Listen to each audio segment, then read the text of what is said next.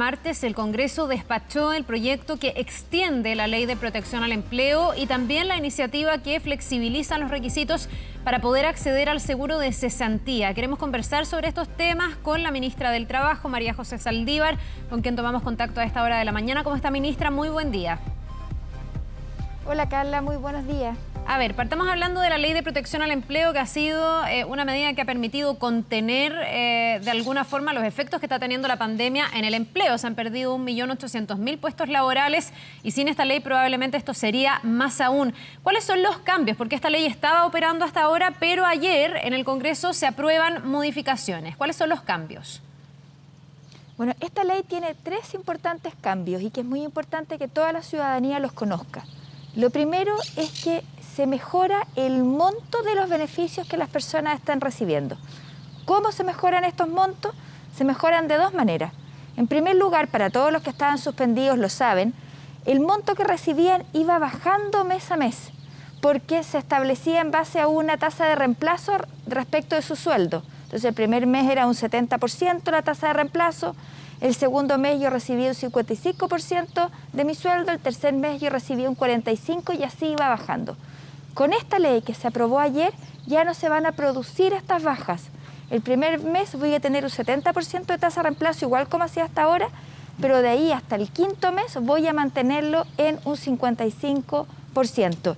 Y esto es tanto para trabajadores con contrato indefinido como para trabajadores con contrato a plazo fijo, trabajadores de la construcción, trabajadores de las faenas agrícolas. Por lo tanto, es una noticia muy importante. Ministra, lo segundo es que se aumenta el número de giros. Solo le quería hacer una pregunta en esa materia. Sí. Esto es para gente que está acogida a la Ley de Protección al Empleo y que ha pactado, por lo tanto, el poder, como desde sus fondos del seguro de cesantía, poder seguir pagándose a sí mismo, pero mantener su puesto laboral, como para personas que estén directamente cesantes. Exactamente, que eso era lo tercero que iba a mencionar, porque es una también buena noticia para las personas. Pero lo primero entonces es que los montos mejoraron, van a ser mayores. Y ya teníamos personas que estaban recibiendo un 40% de su sueldo y por lo tanto esta noticia de que les vaya a subir un 55% es muy importante. Lo segundo es que se aumenta el número de giros hasta 7. Esto es principalmente significativo para los trabajadores a plazo fijo, los trabajadores de la construcción, que tenían derecho solamente a 3 giros y eventualmente podían llegar hasta 5. Con esta ley van a tener la posibilidad de llegar hasta 7 giros.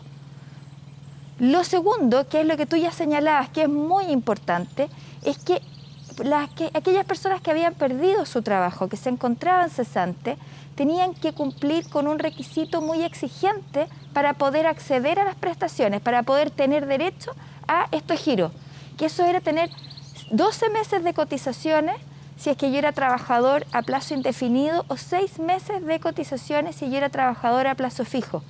La Ley de Protección al Empleo exige solamente tener 3 cotizaciones y por lo tanto yo tenía personas que teniendo 10 meses de cotización no tenían derecho a acceder a las prestaciones. Pues bien, lo que hace esta ley es que iguala y dice a las personas que están suspendidas y las personas que han perdido su trabajo, ya sea ahora o que lo hubiesen perdido antes y que no habían cumplido con los requisitos, si cumplen con este requisito de haber tenido 3 meses de cotizaciones o 2 meses de cotizaciones en 6, van a poder acceder a estas mismas prestaciones, mejoradas tanto en monto como en plazo. Ministra, usted dice... Y la tercera noticia... Es que déjeme pormenorizar una cosita ahí, porque debe ser también una duda. Usted dice que han perdido ahora su trabajo o que lo han perdido antes. ¿Antes cuándo? ¿Hay que haberlo perdido durante la pandemia, desde el estallido social en adelante, o antes de eso incluso podría la gente acogerse a este perfeccionamiento, digamos, a esta flexibilización? Aquí tenemos dos diferencias. Todas las personas que han perdido su trabajo desde el inicio de la pandemia solamente basta con que cumplan con estos requisitos. 3 meses de cotizaciones continuas o 2 en los últimos 6. Pero si yo perdí el trabajo antes y yo no cumplía con este requisito de las 3 cotizaciones continuas inmediatamente anteriores, pero yo fui una persona que durante mucho tiempo estuve ahorrando el seguro de cesantía y tengo recursos en mi cuenta individual, yo también voy a poder acceder a esos recursos. Un ejemplo bien común, una persona, por ejemplo, que había trabajado durante mucho tiempo, pongámosle 3 años, de manera continua, que perdió su trabajo y tuvo un solo mes en un nuevo trabajo y ya había hecho un giro en su seguro de cesantía. No tiene el requisito de tener estas 3 cotizaciones porque tiene solamente una, ¿no es cierto? Bueno, si él tiene todavía recursos en su cuenta, va a poder acceder a ellos de la misma manera y por lo tanto estamos llegando a mucha gente que hoy día no estaba teniendo la posibilidad de acceder a los beneficios. ¿Se sabe a cuánta gente más? Que nosotros estamos aproximadamente estimando que esto podría llegar incluso a un 100% más de los actuales beneficiarios por esta ley de protección al empleo.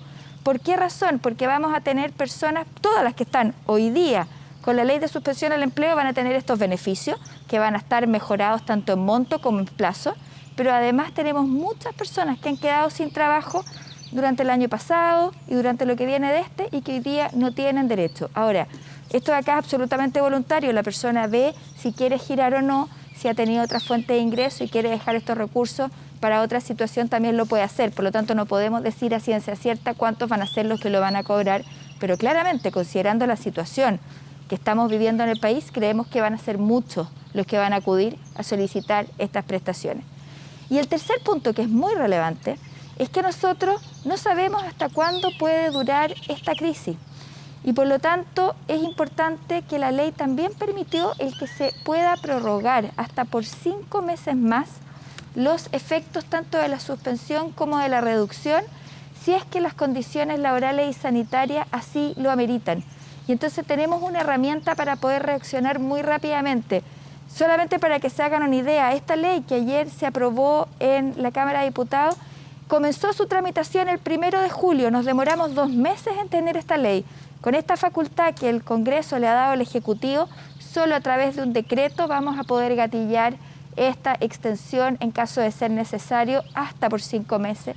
Lo mismo respecto de aumentar el número de giros. Bien, pues todo esto es una buena noticia, son cambios que buscan precisamente paliar de alguna forma lo que estamos viviendo en materia de desempleo, que ha sido una de las principales preocupaciones para ustedes como autoridades. Pero, ministra, también le quiero preguntar por la discusión que está hoy día ya instalada sobre el salario mínimo desde el gobierno. El ministro Briones, por ejemplo, ha dicho que no están las condiciones para poder reajustar el salario mínimo. Se ofrece en realidad un reajuste del 0% real. No hay forma de hacer un esfuerzo mayor. Desde la CUT piden fijar el sueldo mínimo en 400.000 pesos. ¿Eso es imposible?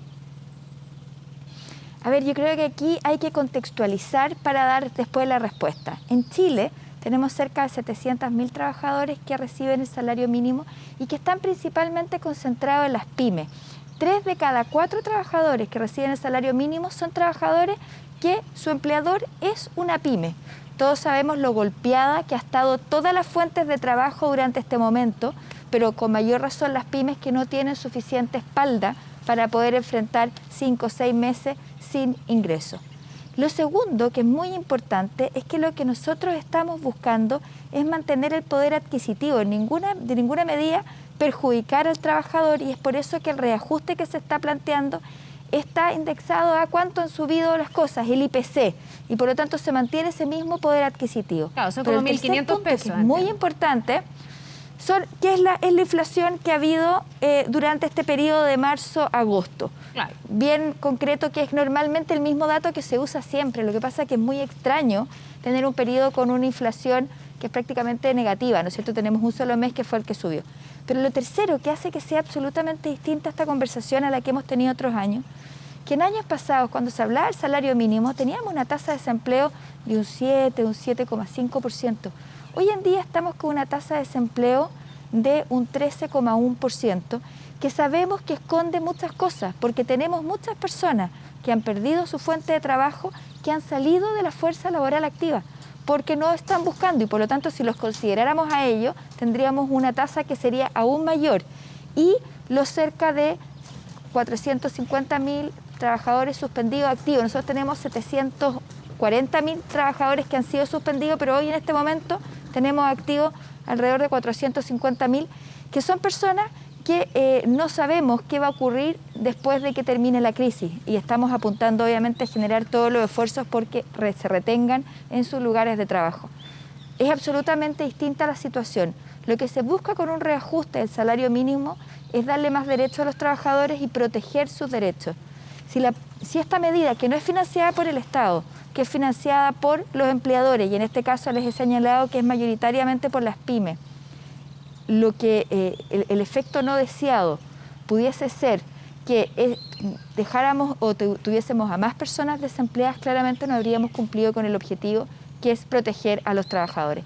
En un momento tan complejo como el que estamos viviendo hoy día, en el cual tenemos que reactivar la economía, tenemos que generar más puestos de trabajo, pensar en aumentar más allá de lo que es el reajuste por el costo de la vida, resulta muy difícil pensando que estamos hablando en que mayoritariamente es trabajo que entregan las pymes. Bien. Pero siempre hay que tener presente que la ley establece los pisos mínimos y que claramente los empleadores pueden pactar remuneraciones o ingresos diferentes con sus trabajadores. Bien, queda claro, ministra, el argumento del gobierno tomando en cuenta la situación actual para este reajuste, que real sería cero, sería solo el IPC tal como estamos conversando. Nos vamos a quedar atentos en todo caso a la discusión. Muchísimas gracias, ministra, por habernos acompañado esta mañana.